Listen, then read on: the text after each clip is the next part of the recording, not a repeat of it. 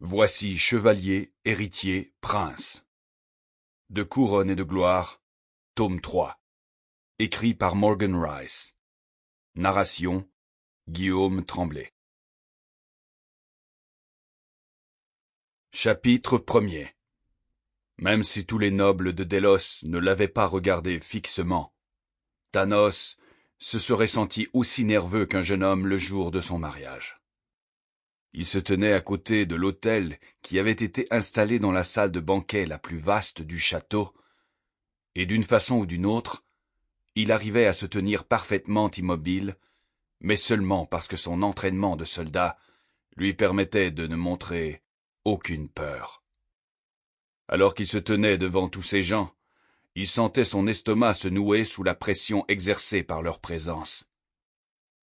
Thanos regardait autour de lui, en attendant sa fiancée.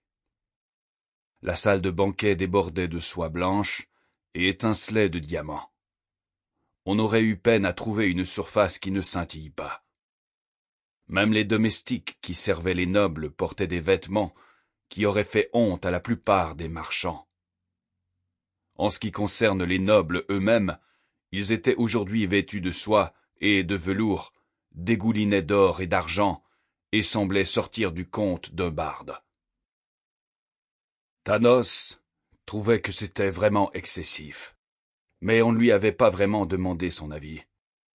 Les membres de la famille royale de Délos avaient eu droit à la cérémonie de mariage que le roi et la reine avaient décidé qu'ils devaient avoir, et sa fiancée aurait été déçue par la moindre imperfection.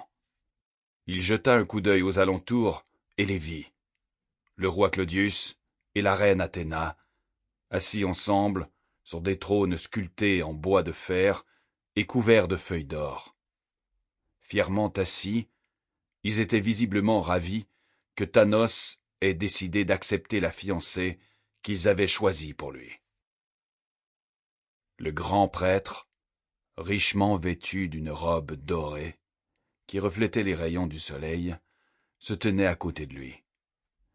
Il semblait être un homme affable, et Thanos, qui se sentait plus seul que jamais, voulait lui parler en aparté et lui demandait « Que faites-vous quand vous ne trouvez votre place nulle part ?»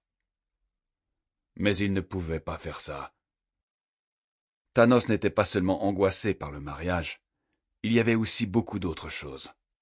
Il y avait le fait que, sur l'île d'Ailon, les rebelles comptaient sur son aide pour libérer l'Empire. Cette pensée renforça brusquement. Sample complete. Ready to continue?